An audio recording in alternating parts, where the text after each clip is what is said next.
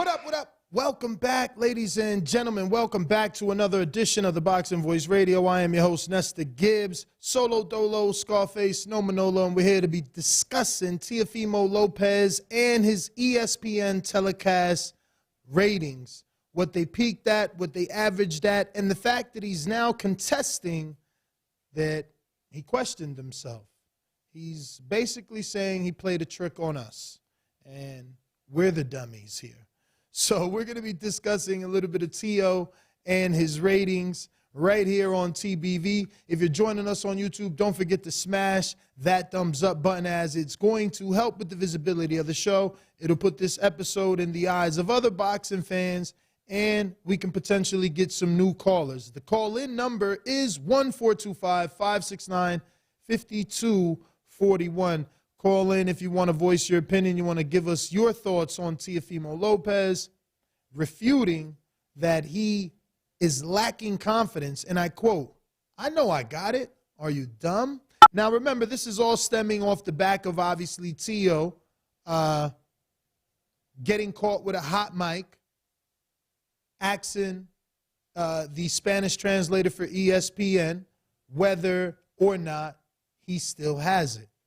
He was caught in a vulnerable state, questioning himself, and once that audio went viral, he's now denying that, he's lacking any sort of confidence. So we'll see exactly what happens once Teo steps back in the ring. He is just coming off of a very controversial win over Sandor Martin, so we don't expect him to be fighting anytime soon.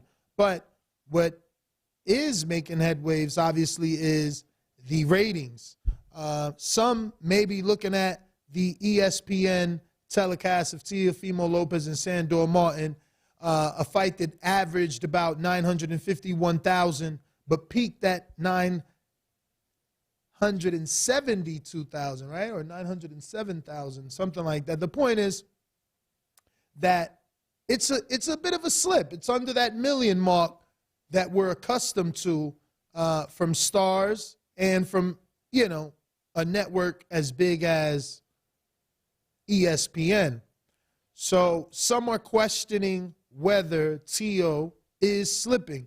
Now, you got to remember, are these great numbers, especially since this was coming off the back of the Heisman Trophy, whatever, right? It was so much hoopla about Teo fighting on this date because of the added attention that he can get. And it seems like it did a normal rating, Lopez's previous fight on ESPN, a 7-rounder with Pedro Campas on August 13th, was watched by an average audience of 890. And that drew a peak audience of 913. Now, this did do better than that one, but again, this was off the back of, a broadcast that was supposed to have some, hype because of the Heisman. So I don't know. I expected bigger numbers for sure. So I'm looking at it as a bit of a slippage, man. It, like I said, slightly drew higher than his viewership on ESPN his last time out.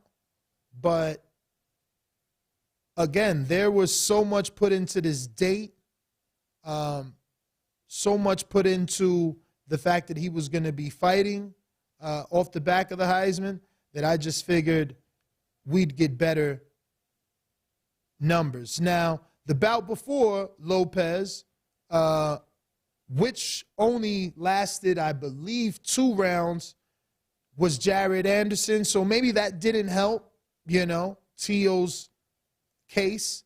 Anderson did his job and got Jerry Forrest out of there very quickly. And that fight drew an average of 825,000. Jared Anderson, remember, he's 13-0, 13 KOs. So Top Rank has 2 big guys with perfect knockout ratios. Arthur Beterbiev in the light heavyweight division, and now big baby Jared Anderson in the heavyweight division from Toledo, Ohio. Now, again, that fight averaged about 825,000 viewers. So being as though that it only did 2 rounds, it didn't help Teo's case. And Keyshawn himself did very well because he averaged about 821,000. So overall, it was a strong telecast, but I did expect bigger numbers because of the time slot, which no one's made much mention of, you know. But before this fight, that's what the bulk of the hype of this date was surrounded around, was Heisman and how ESPN promotes it. And, you know, you've seen Teo, even Teo after the fight, he took the pictures, you know, those famous Heisman Trophy picture poses. So looks like, you know, it didn't work out exactly how Top Rank expected, but I still feel like it was a very strong average for all the other undercard fighters. I mean, even Xander Zayas came in with a decent average, as did Anderson, which we spoke about, and Norfolk's, Virginia's Keyshawn Davis. So everybody drew pretty well. Like Keyshawn shut out Juan Carlos Burgos, and he attracted about 745,000 viewers. So these are strong numbers. I mean, remember, Keyshawn was 7-0. So, you know, these are strong numbers. People are definitely tuning in. Just the main event seems like it should have crossed over 1 million, especially with the time slot it was given. That being said, and I quote, right, and this is Teo, this is when he was caught with the hot mic during his post-fight. Fight's over. He's in his corner. He's relaxing. And, you know, he's having a conversation with the interpreter. And obviously the mic was hot. And I quote, he says, "Do I still have it?" Obviously asks Teofimo Lopez to his handlers, "Do I still got it?" He repeated. So, you know, that went viral like I spoke. And, you know, Teo obviously didn't like what people felt. So he took to his social media account and he said, "I know I got it. Remember, I'm giving you all something to talk about it." So according to him, you know, he's now said that purposely to give us something to speak about, to give us something to hate on him about, I guess. I have no clue. But it's Teo, right? And we're just going to have to believe him and see what happens. And go from there, really. So I just been informed of heavyweight Jeremiah Milton that may be coming in the studio. He got that big win on the Terrence Crawford undercard and continues his undefeated streak. It would be good if he does come through so we can get some information on Black Prime and how he was treated and just his overall thoughts. I know, Brian. I did say no guests. This is. I'm telling you, it's been pretty interesting day to day, as you can see. No Danny, and now I find out last minute we got Jeremiah on schedule. So I'm taking the punches as they come. But we do got a super chat from Coach C. He says everyone will be watching Teo, whether it be to watch him win or because you want to see him, see his downfall. Everyone will be watching. I don't know. It was literally less than 1 million. Doesn't really sound like everyone. And it was close to 1 million already tuned in to Keyshawn and Jared. So, again, I don't know. I don't know if that's necessarily 100% accurate. But we do got some callers. Looks like I got Amin in Essex. What up, champ? How are you? Give us a second while they cut that channel on. All right. Are you there? Yeah, I'm here. Listen, it's so many angles to talk about this Teo situation without, taking shots at it. I think it's fair. He said it himself. Okay, it's entertainment. Well, I think, he forget that it's still boxing. And that's what Sandor Martin told him, meaning when you don't have it together, like you seriously got to take a knee. I'm talking life. It ain't no way in hell he purposely knew the mic was hot and he was questioning himself to give people, what is he, did he go to college for marketing or something all of a sudden? Like, come on, man. Or is he too concerned on marketing the takeover image that he failed to take over on Heisman night? If you want to relate it to Heisman night, he out here looking like Johnny Manziel. He out here looking like a bus. He out here looking like Ryan Leaf. Oh, no, let me not throw him under the bus. But seriously, if you continue to crash at this rate, he's almost crashing as fast as he rose.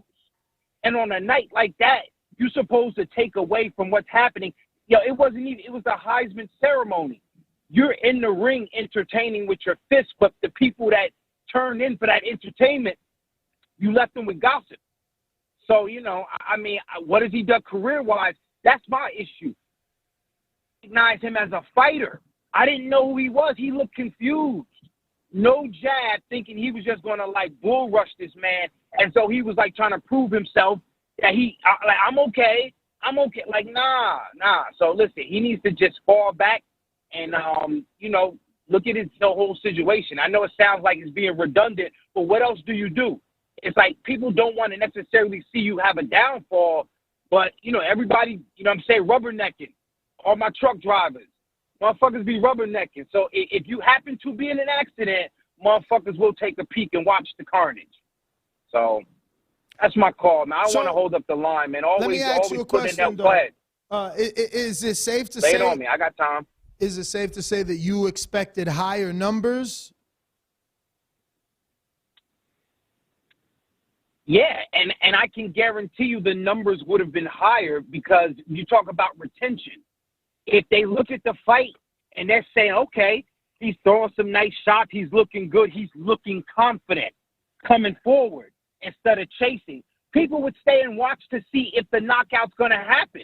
That's why people stood in and watched the Fury Chisora, because they knew at some point, when are they going to stop this, right? You don't blink from Jared Anderson because you're like, yo, I don't know when the knockout's going to happen. And with Teofimo, again, if you craft yourself as a knockout artist, even though we know you can box, well, that's your problem. You had us hyped for the knockout. So if over 900,000 is watching or over 1 million is watching, it's going to dwindle down to the real hardcore fight fans and some casuals, either because it's cultural, some Hondureños was tuning in, Puerto Rico adopted them, it's other aspects to the viewership, But again, for the other guy, I don't think it's a bad number either, but it's ESPN and all its platforms, Maybe 1 million would have been a baseline, That's what I thought. I thought 1 million should have been a baseline. I think that it probably underperformed because obviously, like you said, it was the Heisman Trophy ceremony. I just expected so much more the way that they would, I don't know, the way that they were promoting this. But Ness, you have every right because, again, a ceremony where people are watching highlights versus an opportunity to create your own highlight. You get what I'm saying? That Absolutely. was Teo's fault, and whether it was the pressure he put on himself or, whatever. That's the way it goes, man. But listen, on another note, shout out to Top Rank for giving Sandor Martinez opportunity because we talk about fighters like Ika Blair Cobbett. He lost, but he won because everybody that watched that fight know that he won. So whether it's with Top Rank again or somewhere else. You know what I'm saying? Like maybe he gets the winner of Barbosa and Pedraza, you know? Because I don't think Teo's in a position with that performance to get that no kind of way unless I'm tripping. Last thing, obviously, I'm putting a poll together. What trainer should Teo bring in to help out? Not replace. Bring in to help out. Should he go back to Joey Gamache? Should he bring in Robert Garcia?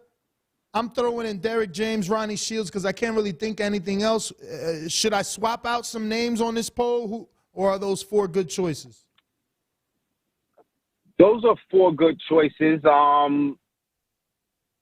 about Capetillo? What you think about it? Or who got Colbert? I forgot. I don't mean to be disrespectful. Arliano Sosa? Yeah. What you think about Sosa? I mean, he's in New York. That's my biggest thing is he's in New York. That might not be an option.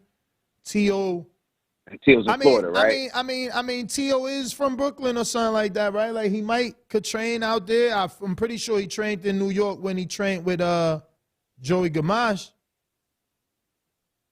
And that's, if we're going to change trainers, maybe he got to change that aspect. Maybe he don't need camp at home. I mean, fighters are mercurial. We're all creatures of habit. So if you find yourself with some habits that are not successful, you got to change something. So maybe he do need to go away for training. So maybe that could be the thing to bring him back to the grit. You know what I'm saying? Yep. Well, all right. I mean, I don't even know. You see, I hate that YouTube gives us like these very limited options on the poll because we only get 4 choices. And really, coming to my head, I'm going to let another caller come in and see maybe can you guys shake it up because I want to, I'm Ronnie Shields, Derek James, Robert Garcia, Joey Gamache is what's coming to mind. I can't. I mean, I guess Joel Diaz, maybe. What do you guys think about Joel Diaz? That could be a good one. But let's go to Cincinnati. It's the Cobra. What up? Yo, how you doing, man? I'm good, bro. Been a minute. Yeah. I had to pop back in. I watched this fight very closely because, like most people, I hadn't watched Martin fight before. All I know him for is beating Mikey, and I never did get a chance to go back and watch that fight, right? So I was excited to see Teo just because, he's just one of the guys, right? And so I've always been a little bit of a critic for him, but, like, after he beat Loma, I'm like, get a man some motherfucking credit. He did his thing. And so he had a little setback against Kambosos. I think the number one thing, and I mean, putting out a lot of good points. My man just does not utilize a jab. And I think that's the difference in his game. And on his part, that might be his dad's fault. I mean, sure, it's his. He's the one in the ring.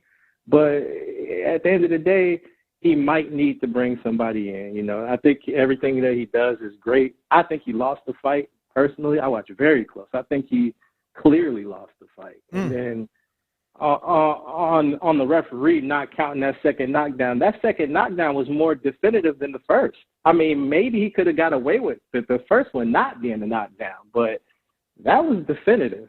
And maybe Teo won 1 or 2 more rounds than Martino, but with 2 knockdowns, come on, you lost. And we could see it on his face. You can see, just like you said, like, you're not going to get me to believe that, I fooled you guys. Like I mean, say, like, you're not a marketing genius, bro. Like, you know what I'm saying? We did this before, so I know what it feels like. You question yourself sometimes when you don't do the best that you can or the best that you're capable of. And it's okay, it just makes you human. But at the end of the day, he's going to have a conversation with his dad, like, yo, we need to bring somebody in. I got a couple people I like Joel Diaz a lot because you really just really need somebody who utilizes a jab as a weapon. Like, that's what Teo needs to kind of get used to doing. Like, put that in the repertoire. You got it, just use it. Breadman. Send in the Breadman, maybe. It's East Coast kind of thing. Breadman, in Brooklyn, you say him. I like Breadman, but he got a lot of guys, though. No. He actually don't, but he just got a big guy. He just got a big guy. He already got to relocate for Keller Plant. They already locked in till March. You know, we need somebody to focus on Tio, but I've been getting a lot of good suggestions in the chat. What you think about Jose Benavidez Sr.? Yes. Yeah, because clearly, Dave putting the punches together. So if there's anybody I believe that will at least utilize, because you see Dave Benavidez, he's sticking that jab. The guy's got better from the last time I seen him, even though he was fighting a guy that wasn't that great, but goddamn, he looked amazing. And that's a scary dude. Like, I'm buying into the idea that, like, these dudes might be scared of Benavidez, because I wouldn't want to fight the motherfucker. Look at him. He's supposed to be listed at, 6'1", but I think he like 6'3" or 4", man. That dude is tall. He definitely is big. But yeah, what about I think, that Eddie might be a good option. Reynoso? No, I don't think so, because even though it may look similar, you know what I'm saying, the slick counter punch and the quick move, and maybe that could be great for Tio, but I feel like his game is just slightly different than that. I think he's just more of a patient guy, and he just, he wants to be a come forward guy, but he might have to utilize some backing up. He can't fight backwards. So I don't know if Canelo's camp might be good for him. Even Canelo doesn't utilize. He just started utilizing that jab for real. So maybe not. But would they take him though? I mean, that's a cultural shock, and it might be good for him to get away from, go sit out in Mexico a little bit, stay out of Brooklyn. Like, he's young, he got a family. He's a young dude. How old is he? Like 25? I don't know. We getting a lot of Philly recommendations. They giving the whole Philly up. You said Bread Man. Somebody said Greg Coach Hackett. Somebody else said Coach Rell. Somebody else said Coach Bozy Ennis. Yeah. So, yeah. I don't know if Gary Bozy Ennis Russell would ever take Jr. you, because. Can you imagine? That would be a good publicity stunt, to get Gary Russell Jr.?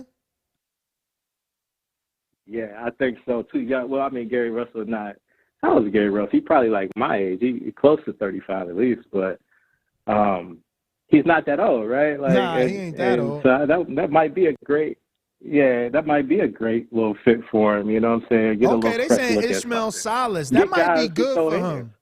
I think Salas might be good. Yeah, I think I like that. Because Salas runs a real tight ship. That's why people leave him. They don't like that he's so strict. Plus, he fucks with fundamentals. Tio don't do fundamental. Tio is more explosive. I want to be Roy Jones. But listen, he can, because, No, go ahead. Finish your sentence. I was just going to say, let me get to some other callers, but I'll do that after you. Yeah.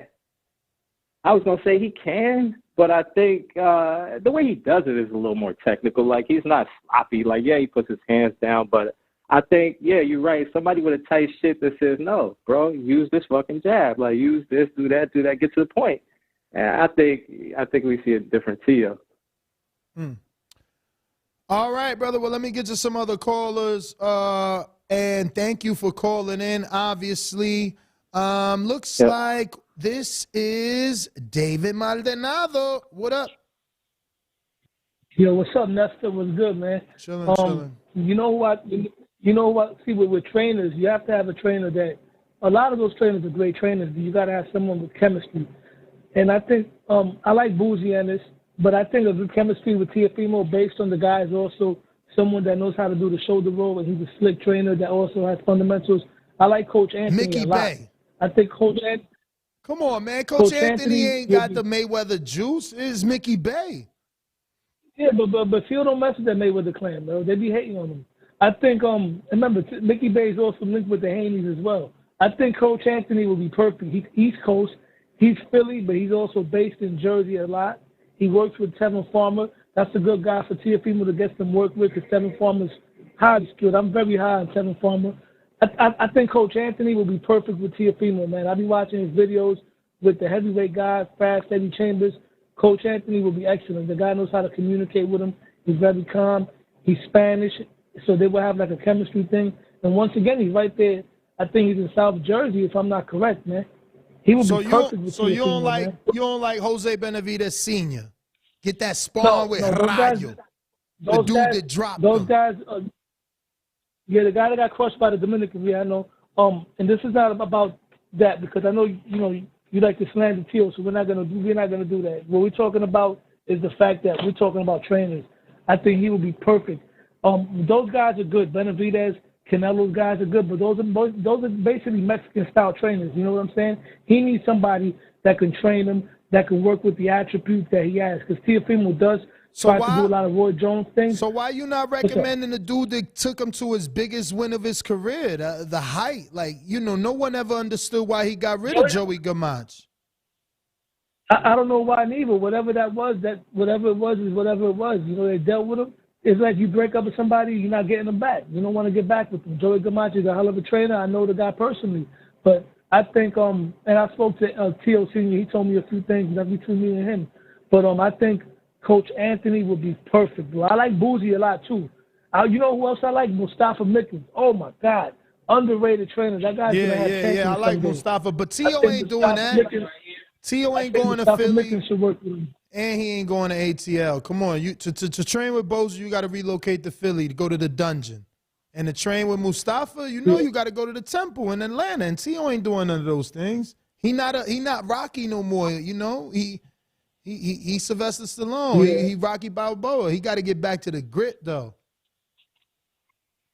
Yeah, I think Coach Anthony would be the best one, the best fit for him. But I got to go right Anthony now, is in New Jersey. But go ahead, do your thing, champ. Thank you for calling in. Perfect. Yeah, Anthony's in New Jersey. I don't know, if that's a good spot. We got Fresh New York with a $5 super chat. He says, Ishmael Salas, Jorge Capetillo, Bobby Santos, or Joan Guzman. One of these coaches would help Tio. That is a fantastic suggestion. I do like Joan Guzman coming off a fantastic success with Jermel Charlo. Jorge Capetillo is the one that helped Tyson. I would like to see his cousin, Javier, get an opportunity. Javier has guys like Luke Santamaria. That would be good. I see people saying Mark Breland. That would be good. Pedro Diaz. That would be good for Tio. Go back to Florida, train in Miami. Diaz loves that track. You got a lot of young sparring out there because of the Muhammad Ali gym. That is a good suggestion. Damn. Coach Bomac, yeah, listen, look, we seen what Bomac did with Jamel Herring, man. People thought Jamel was done. Bomac turned him around, brought him back, world championship status. So these are all great suggestions. And it looks like we got our guest, Jeremiah Milton, the heavyweight sensation. My man just got another win on Terrence Crawford's undercard on Black Prime out in Nebraska. So we're going to get him in studio. We'll cut to our sponsor, Kenichi Bear. Make sure you check out Kenichi Bear and get some sets of Hibernation 5s. It is the holidays, and these are fantastic stocking stuffers. They work. Dozens of people in our community use them, and they use them to call in. There's no interference. Unlike most Shih Tzus, I don't have to say that when they're using these Bluetooth headsets, which also double as a gaming headset. So check out KenichiBear.com and get yourself a set of Hibernation 5s. Use the code TBV to save 15% off. Let's get Jeremiah in here.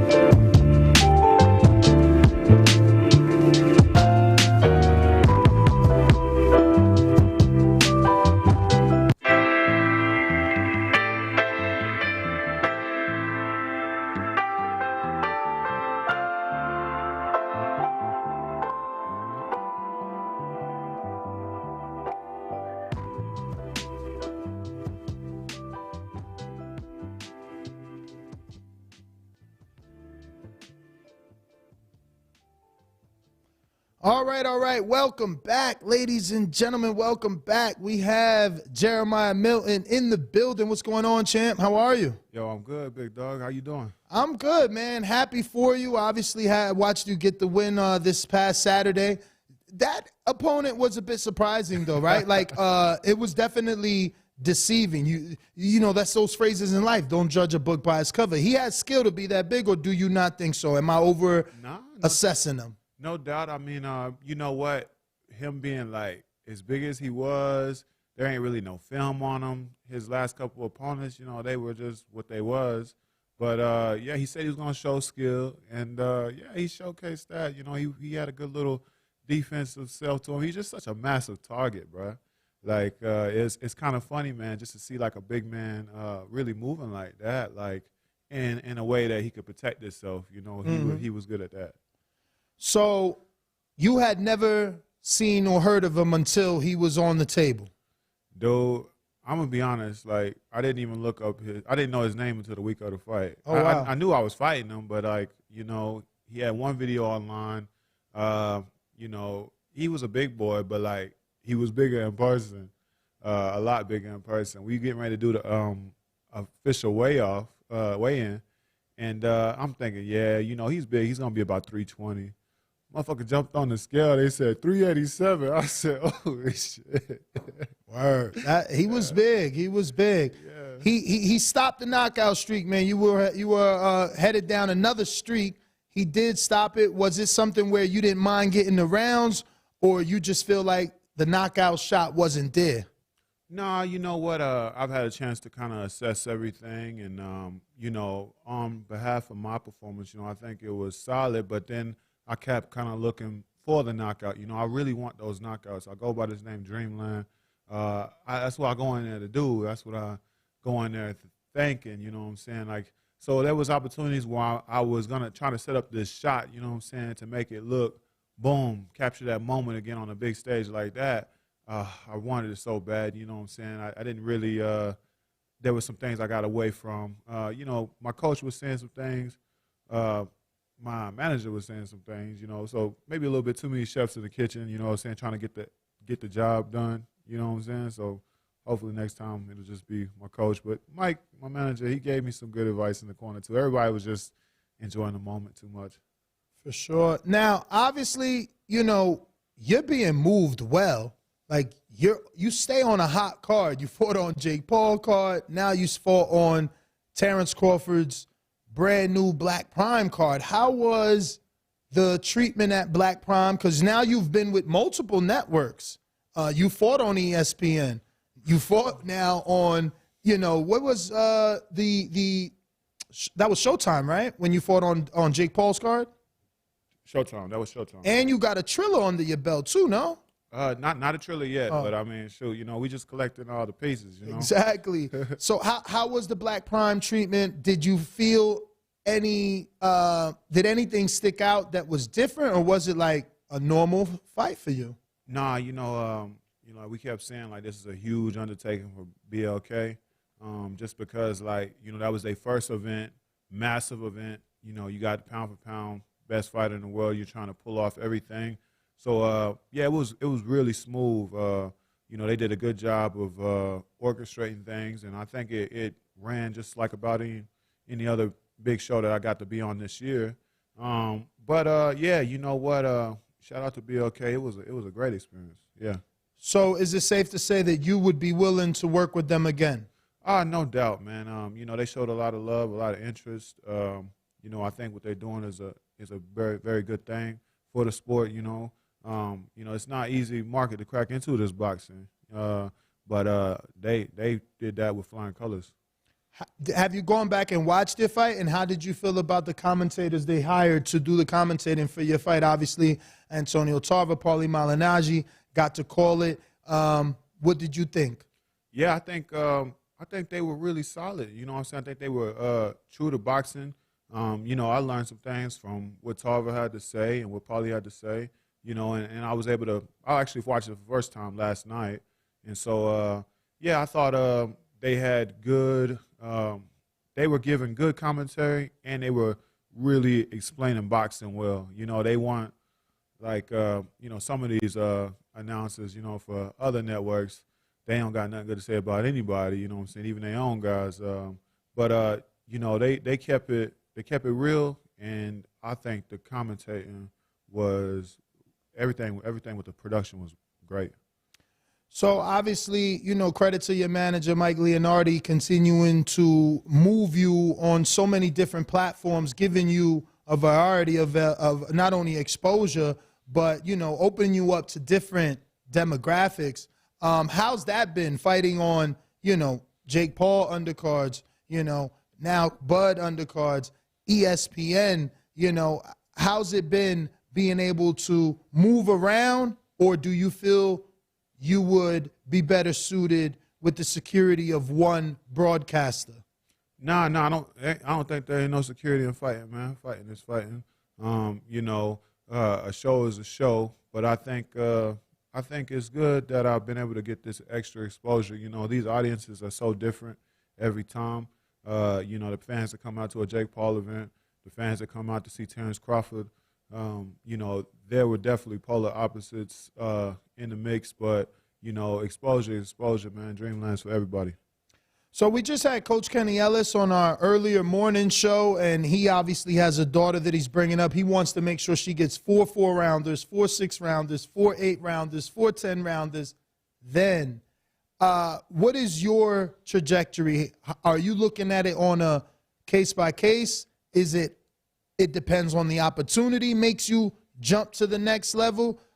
Or, are you just waiting to sign, then do those things traditionally?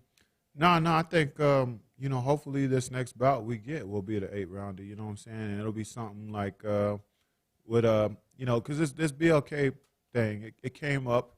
It didn't catch me all the way off guard, but I didn't know I was really fighting.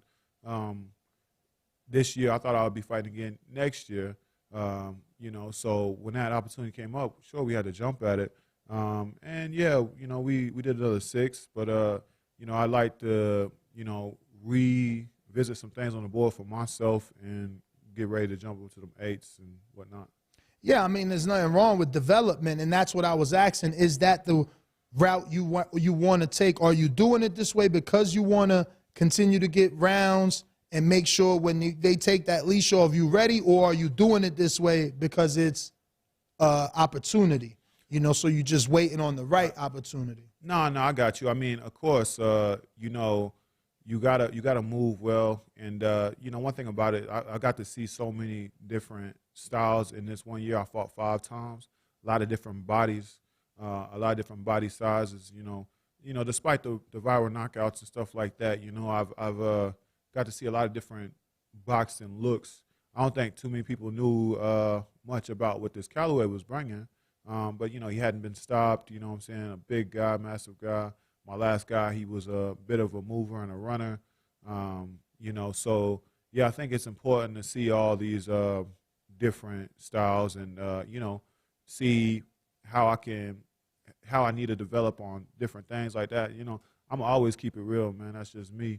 I'll look at things, and I'm not my most critical critic, you feel me? I'm going to be in there trying to figure out, like, yo, how do I set this up? What do I need to use more? We're going to continue skinning all these cats. For sure. So did you catch Jared Anderson's? I did. I mean, you know what? What made you watch that? That's the same day as you.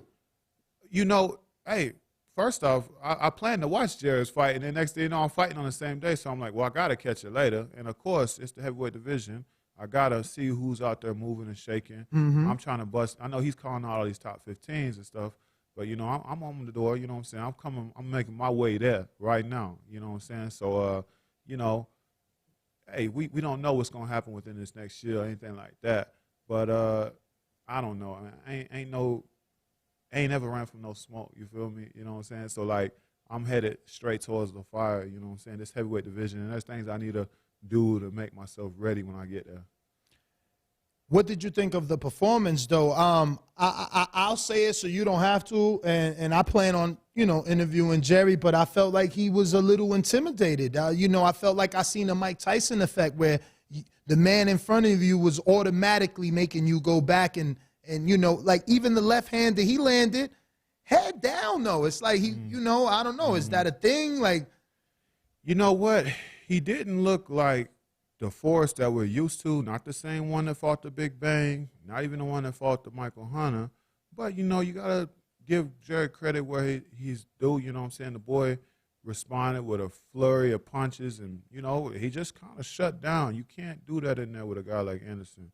You know what I'm saying? Like, the man is already high confidence. So like, why go ahead and play into that? If you're gonna get hit, you're gonna get hit. You know what I'm saying? Like, that's one thing about me. I don't care if, you know what I'm saying, I'm not in the sport to get hit, but like, I ain't afraid of no damn punches. You feel me? So like, yeah, there was something a little bit different, but you know, Jared showed what he needed to show and got him out of there. from the outside looking in, do you think he's ready for the people he called out? He wants Dubois, Dylan White. Hargovich. Dubois, he did say Hergovich. Mike Hunter. He said Hunter? He said Hunter. He What? said Hunter at the very last. Okay. The very last. And I know the dude that they signed the Top Rank, he also posted on his social media before the fight, like, give him to him that he's fool. Arslan Beck? Oh, yeah. He want the Arslan back. You know, like I say, high But confidence. like, from what you see, obviously you looking at him as competition as well. Like, is he jumping too far? Or you think, nah, he ready for them guys? Look, he's phenomenal talent, but anybody can get touched. You know what I'm saying? So, like, you know, Top Rank and, you know what I'm saying, all the other organizations out there, you know, they got their guys, you know, of course. Yeah, he'll have to just continue proving himself, you know. This is a what have you done for me lately thing. And, I mean, yeah, he had a great night. So, you know, he's allowed to say all these things. But, you know, certain people are going to have their own confidence too. So I don't think you're just going to run in there and break everybody's spirit like that, respectfully. For sure. Do you think if Salida called Leonardi, would you take a Franklin fight, or you still need to get through those 8s, 10s, then a 12-rounder? And I mean, Jermaine Franklin that just fought Jermaine Franklin. Dillian White. Yeah, of course. I would like right now. Yeah. You think you could jump right now? He's like 20 fights in, ain't he? Yeah. I mean, you know, but thing about it is, and that's the thing, what Jared is putting on these guys, he's putting youth and he's putting his youth on them. You know what I'm saying? He's putting his youth on them, and that's showing. You know, I'm a fresh fighter. You know what I'm saying? I got a lot of gas in me. You know what I'm saying? I got a lot of go. And anybody that's willing to take those risks that are gonna, like, you know, don't try to exchange with me. You know what I'm saying? Don't. You better sit back like last buddy, and it ain't gonna win you a fight looking for one little shot. But you know, yeah, like, you know, I would entertain that. I mean, I'm not trying to discredit anything the man has done. You know what I'm saying? Like, for me, I just want to get a couple more performances underneath my belt before I can let my mouth, you know what I'm saying, sound a little bit reckless too. Because, I mean, like, everybody's going to have their opinion, but I ain't coming to this sport, you know what I'm saying, even when I was an amateur, even back in the day, I ain't coming here to let anybody outshine me. Who would do that? You know, so, of course, that's how I think. You know, I think of myself as one of the best in the world, you know, and that's my mentality every time. Like I say, when I go out there, I go for my respect. Well, you're still extremely young for heavyweight standards, so you got more time. It's like you said, though, Anderson is putting that youth on guys. What's your thoughts on the other Jared, or rather Jarrell Miller, Big Baby? Where is he on your sights? Is he even, you know, someone you think about, or you feel like he's got to continue to get active since his, you know, fall from grace? Or is that someone you'd entertain, or do you still need a couple before you get in there with Big Baby? Nah, respect. And I mean, obviously, Jarrell Miller, before they clip this and they like. Yeah. Jarrell Big Baby Miller, respectfully to him, there's a lot of people in this world to fight. I could care less to fight that dude. He's a drug guy. You know what I'm saying? He been on too many drugs. He been busted too many times. I wouldn't even want to spar the dude because, you know what I'm saying, he probably using stuff in sparring. This is a dangerous ass sport, man. And I don't see how they allow people to just get caught multiple times and come back. You know what I'm saying? Like, yeah, I wouldn't want to drink any water from the man. If he hand me a bottle of water, anything, I don't want to be associated with that dude at all. And that's just because, like, you could sit here and be like, oh, yeah, it was this and that, and yeah, I changed. But, man, you willing to cheat. You know what I'm saying? You'll never hear a story like that from me. I'm going to be checking anything anybody ever gives me or something like that. Like, but you getting popped for every substance, probably known to man. That's ridiculous, man. So, yeah, I wrote him off years ago, even before I was pro. Yeah, I wouldn't want to be associated with him. For sure. You had a very busy 2022. Do you foresee this new year being like, because, man, 5 fights is a lot. That's a lot, especially not to be signed to a major promoter. Like, that's a lot of fights. You were blessed. Yeah, I was super blessed, man. And like I say, I figured we'd be wrapping it up at the 4, but then the 5th came, and it's just like, that's amazing, So, yeah, it's definitely something that I want to prepare myself to look forward to, maybe even doing again, If I'm doing my training, if I'm in the right position where I need to be and I'm ready to go, you know what I'm saying, I don't ever turn my head to no action. So do you let your manager do the managing, or are you a vocal guy? Because I'm like, man, did you not, like, ask Jake to be the first MVP heavyweight? Because they don't got a heavyweight, man. And he making moves out here for people, for his fighters. I mean, yeah, you see me, I'm rocking the No, betting, I know. I see you got sponsored by his betting site. Yeah, we're going to have to just see what this next year unfold. I mean, you know what? I'm going to definitely have to be more selfish in my approach, vocalizing things that I need here and there. But, like I say, my manager's been doing a great job at putting me on these stages. And I'm always with the people, you know what I'm saying? I'm always with the faces that need to be, you know what I'm saying? Like, I'm standing with the Crawfords, and, people might not like it, but the Jake Pauls of the sport, you know what I'm saying? I'm around the eyes, you feel me? So, Shoe Palace came on for this last sponsorship as well. Shout out to them. And they loved the content. They loved everything that I did, yeah, investing in myself, that's always been my MO. For sure, man. It's been working out for you, There are a lot of other heavyweights that are not in this position. You think of the George Aries, the Cassius Chaneys, they're not getting this level of exposure that you are, and they don't have a busy year like you just had. So, where some of us might think that signing to a major is a good thing, you've somehow been able to, have a great year as an independent. But do you yearn to be signed to a big promoter, or do you think you and your manager could continue to get it done? Because, again, you've had a phenomenal year. Yeah, I mean, you know what? I always said that my career was just going to be different. You know what I'm saying? So, like, here's the thing, too. Like, I'm still in my early stages of building. So, like, people ain't supposed to be talking about my fights, but it's my performances.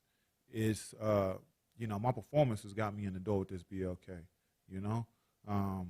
It's not like you bringing somebody and being like, yo, I got this guy. Nah, just look at the tape. You know what I'm saying? Watch the tape, boom, plug and play. So, if I continue to put on these performances like I do, got to clean it up, man. I got to go by this dreamland. I got to live by that. You know what I'm saying? But I got to, be smart about how I get the knockout. But, shit, ain't no secret. I love to get the knockout. You know what I'm saying? I want that. I want to give entertainment.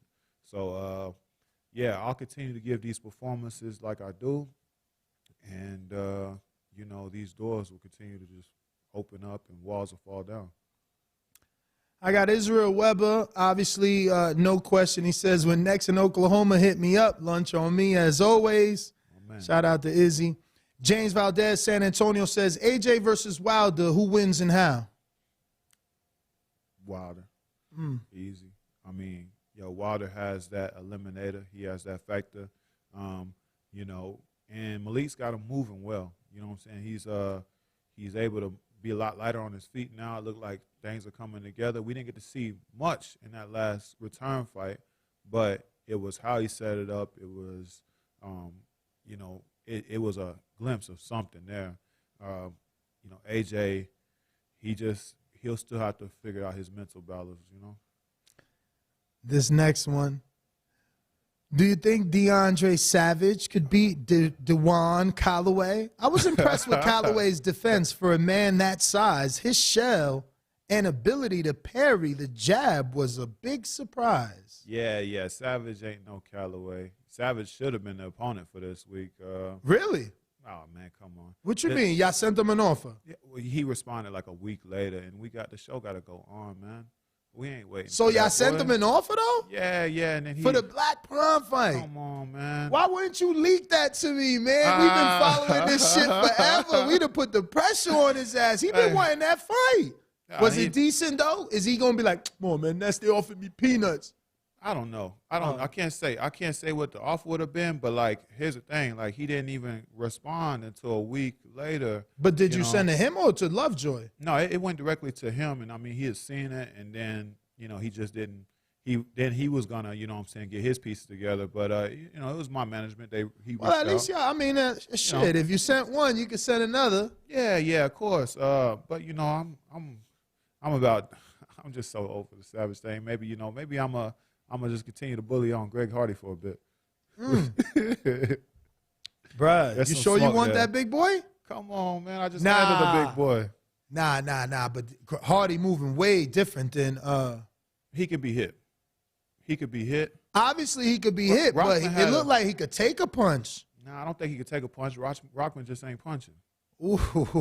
Nah, that's real. That's no cap, man. I'm not coming from no place of malice. Don't Rockman got a deal? Because he could easily turn this into you being his tune-up. Who? Rockman got a tune-up? Rockman. I'm just saying, he is further along in his career than you. He got the TV deal. He just coming over laws. An 8-0 fighter. How many boxing bouts was this for Greg Hardy? Shit, maybe 1 or 2. Oh, okay. But he big as hell. Yeah, he big. Yo, people be big all the time. That size. Like, look at what Fury did. Fury taught big boys how to fight. Like, you lean on him. Yeah. But he rolled that shit. He killed Rockman with that roll. That was such a lazy-ass punch by Rockman, though. He threw it like this.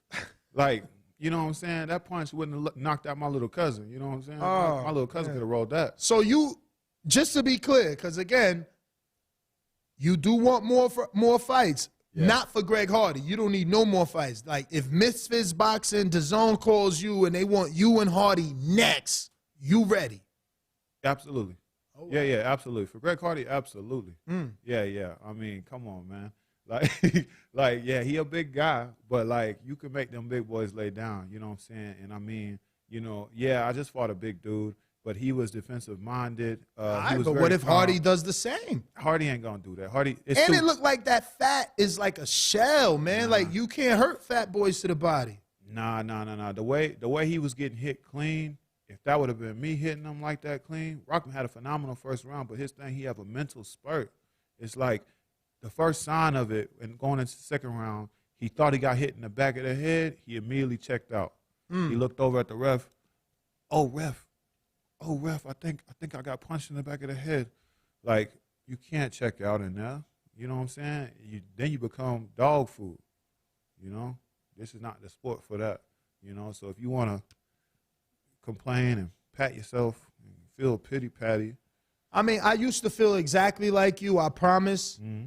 But I literally lived through that Pritchard Cologne fight, and I was one of them dudes saying Pritchard's on some pussy shit, and look, stop complaining and then my man, come on, I feel horrible now. Now that's the extreme. But what if Rockman like, yo, ref, and then the next round he can't answer it because of that back? Like, I watched that Warrington fight, man.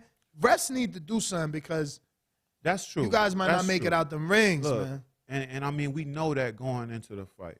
We know that. So, I mean, like, my thing is, yeah, you can give the complaint, but don't check out of the fight. His demeanor changed. He stopped moving. He was doing phenomenal. It's 4 rounds, bro. You should be able to, no matter the size, it's 4 rounds, dog. I don't know. You're a seasoned pro. Well, you're right. A seasoned pro versus a novice like Greg Hardy should not be able to, I guess what you're saying, but he is huge, man. That ring got to be smaller when he in there. Yeah. I guess we'll just have to see what happens. Real. Let me get to these other questions. I got Canna in Nebraska. Congrats on the win. I know your brand is Dreamland, a.k.a. KOs, but a win is a win. My question is, I'm noticing you're going from promotion to promotion getting fights. Who are you with? And if you had a choice, one promotion, where would you go?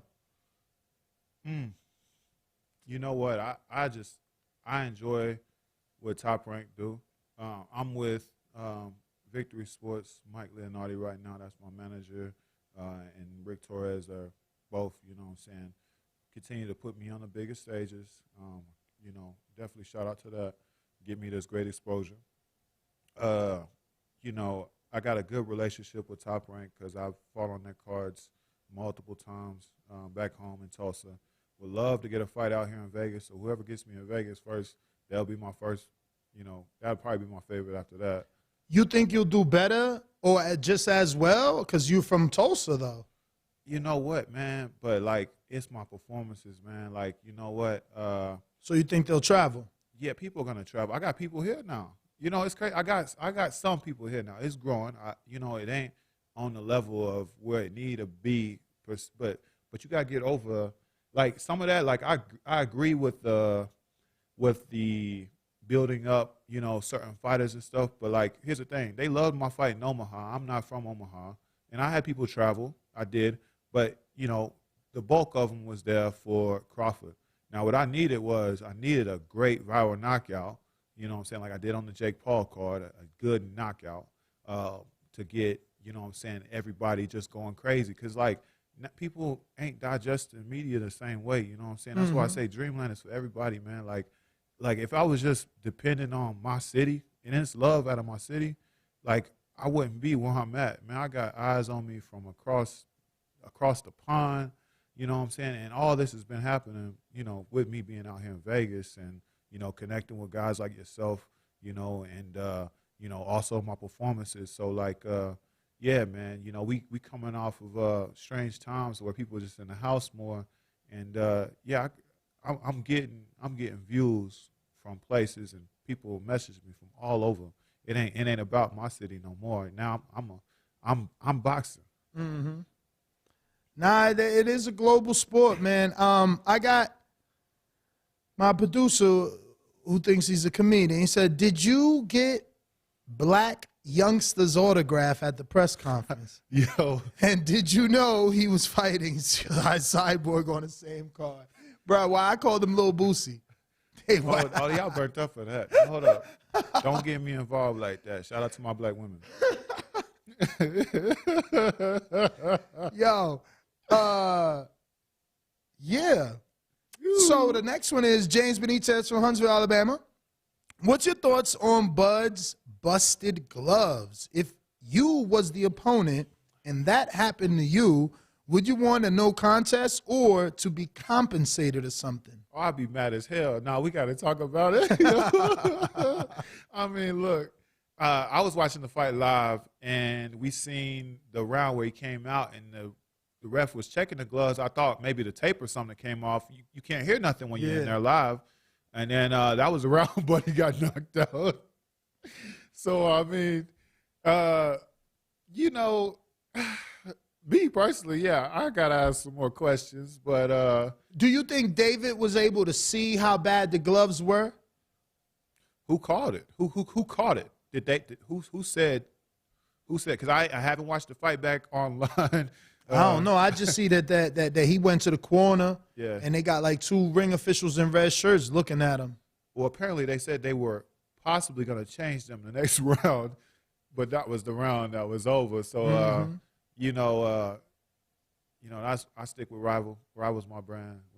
We don't have those problems, but have you ever used Everlast? I haven't used Everlast, and they said it was a problem with just the material. You know, everybody was a bad batch of leather. They said, yeah, you know, and that could happen. You know what I'm saying? Especially when you're trying to do, like, I think he had like a Christmas design going on with like some sparkly gloves. You know, we try to entertain people too, and you know, I don't think I don't think it was intentional. No, that man is Terrence Crawford, man. He's a phenomenal fighter. He was gonna get it probably regardless. You could have put him in any brand. But yeah, that's not a good look. I got Lids Low, Decatur, Georgia, who says, how many times you want to fight next year? I see you had 5 fights this year. You know, it's crazy. I was asking for 6 this year, you know, but I knew I was going to at least fight 4. And we got the 5th, and 5 fights was solid, bro. Like, you know what? If I could fight another 5 next year, or really it's just about, you know what I'm saying, like, I would like to know a little bit more, you know what I'm saying? Like, if I got my dates planned out, then boom, you know, I'm all in. I ain't got no time for nothing else. But yeah, when great opportunities come up, you got to take them. You know, I just want to stay busy. Hopefully. But that's made it difficult, though, right? I mean, I'm sure some of these opportunities that you took and were successful, you weren't 100% ready because they were like out of nowhere opportunities. Yeah, you never, and that's the thing, you know what I'm saying? Like personal life and things like that, you know, you're never going to be 100% ready. But like, you know, that is boxing sometimes. And I know my talent. Shoot, I enjoyed my year, man. I got to go to Jamaica. I was just coming back from Jamaica, and I was enjoying myself, you know, eating that jerk chicken. Did you go to the grill? No, we ended up going to Montego. Okay. Yeah, Montego. So, but that was a lovely trip, man. I had a hell of a year, man. So I'll be in those trenches all next year. So is there any one that you're looking at? Because you are 37 in America, you know, which puts you on that first page, man. So that means that these matchmakers going to be looking at you and sending you these opportunities. Have you sparred Tabiti being from Vegas? Oh, yeah, no. Me and Tabiti, we would spar a lot. You know, I actually helped him leading up to, what was that, his fight with the Beast. Mm-hmm. You think he's going to fill out and be a decent heavyweight? I think he'll continue to fight up at heavyweight, then come down, if it makes sense. You know what I'm saying? I mean, he'll probably tell you, you know what I'm saying, he knows he's not the biggest guy to be a heavyweight, but he's so damn skilled, you know, for certain fights, you know, he can make that happen. You know, he can't. He wouldn't probably run in there. I'm not going to say can't, but he wouldn't probably run in there with like some, you know, crazy giant dudes, because that's just, you know, that it's a heavyweight division, and I mean, yeah, he's coming up. So like, I think he might have been like 215 for that fight, but he's very skilled. Have you heard of this heavyweight Mike Balogun or Balogun? Yeah, Balogun. He's like 39 though. Mike Balogun. Yeah. I heard of him. He's like 20, you know. Yeah. Oh yeah, that's the one. Who is that guy? He beat Morrison. Damn. Oh really? Yeah, he was one of those ones on that Triller Oh, card. he beat Trey. Yeah, he beat Trey. Oh. Yeah. Damn, but he's 39. Yeah. No, I mean, look, we'll get somebody next year. He number 7 in America. Really? I mean, BoxRec. Okay, BoxRec. You know, that Lippy fight probably boosted him. Oh, yeah, because Lippy was, 18, 19 and 0? Yeah, that probably boosted him a lot of points. Yeah, that was a good come up. Yeah. Looks like we got one more came in late. But in the meantime, in between time, go ahead and give out your social media for anybody watching. Yo, absolutely. So you can follow me over on Instagram at Dreamland_Milton. That's Dreamland_Milton. That's usually where I be at. I also got a Twitter. I'm still working on figuring out my Twitter. That's just Dreamland Milton. So yeah, either one of those 2 platforms is usually like where you'll see like my latest updates or what I'm up to. What you thinking for a Jogba versus Rivas, man? You know what? I think FA gonna shut him out. Okay. You know what I'm saying? FA is a phenomenal fighter. You've worked with him? Yeah. We were sparring. Great work. We sparred for that Tulsa top ranked card. I think it was back in August. Yeah. So like he fought right before me or after me. I can't remember. But we were getting ready with each other for that fight. But you didn't spar. No, we spar. We spar. Yeah, we put in a lot of I know rounds. you ain't supposed to talk about sparring, but did you find it easy to land like the hook on him? And I only say that because he really doesn't throw combinations. He's only 1-2. You know, I feel like he's improved since the Frank Sanchez fight. You know, he was dealing with injuries. He had, you know, some elbow issues or something like that, and now he did the surgery. So after the surgery, you know, I think he's back to being more prime. You know, like everybody has their skill sets and stuff like that. He ain't just like some guy that's going to be giving you the, you know, but he's very effective at what he does. That's a good fight, man. You know, Rivas did good versus Dillian White. You know, whatever happened there. But I think that he's still a good heavyweight, even though he went down to Bridger. Yeah. So it's going to be interesting to see how FA does there. But Jeremiah, actually, New York Bullet says, "What's good, champ? When do you see yourself fighting for a title?" Everybody rushing. You know what? That's the thing too. I get excited. You know what I'm saying? And I think my career is gonna just move faster. I've been saying that. You know, one day they'll be able to look back and be like, "Yo, he was right." But you know, I do got to exercise some patience here and there. Right now, I want to get back in the lab with my coach. I've already been back in the gym since getting back. You know, I'm just less on social about it, but I'm working. And you know, I'm adding to my craft, and I'm coming with some heat next year. Like you think I delivered some stuff this year. This year was cool. This was the warm up. Next year, I'm on fire. Well, those are all our questions. I do want to thank you, obviously, for coming in. If you want to direct anybody to any websites or anywhere that you want the audience to check out, other than your social media that you've given out, please do so. If not, we could wrap it up, gentlemen. Catch me on the next one, 6 a.m. tomorrow morning, Pacific Standard Time, 9 a.m. Eastern. Any final messages on social media, anything? Yo, I just want to thank everybody for, you know what I'm saying, staying up to date with me, for following me along while I was on this journey. You know what I'm saying, 5 men tried this year, 5 men failed. You know, let's go ahead, take it into 2023, keep that same energy. Yeah, it's up. Dreamland. All right. Thank you.